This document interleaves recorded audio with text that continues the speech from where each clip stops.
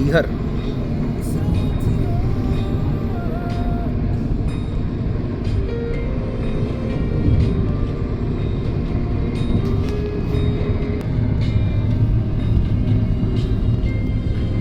ये मैहर जिला है भाई।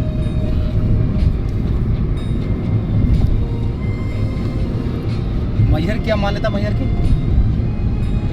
मान्यता कुछ मान्यता है मैहर देवी की ना, होगी देवी जी की। कि आलाउदल के भक्त थे ना, आलाउदल भक्त थे ना मैहर देवी के। हाँ हाँ। इस मंदिर की खास बात है कि आलाउदल जो थे उसमें तो कोई एक अमर था, और सम्राट पृथ्वीराज चौहान और वो अभी भी है ना, आता है शायद। वो आला से युद्ध हारे थे, उदल से नहीं हारे थे, हाँ। है ना।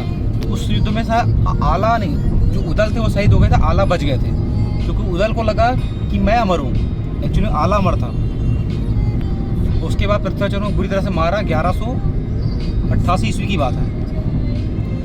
उसी के बाद 1112, 1192 और 93 में तराइन युद्ध हुआ।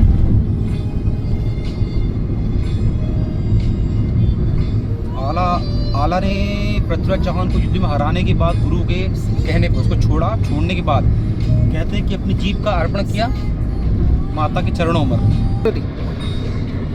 माता चरणों दूध का अर्पण किया। उसके बाद कहते हैं कि उस मंदिर के द्वार पर जब भी 4:30 के पहले, मतलब जो गेट है वो खुलता 4 बजे के बाद, जब भी वहाँ खोलते हैं तो दिया जलता हुआ और फूल चढ़ा हुआ मिलता है ऑल टाइम।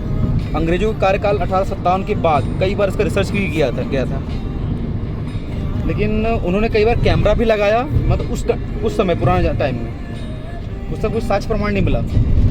कैमरा लगाने के बाद कैमरा उनको बंद मिला, तो एट लास्ट उसको ये निर्णय लिया गया कि भैया उसको बंद कर दिया जाए।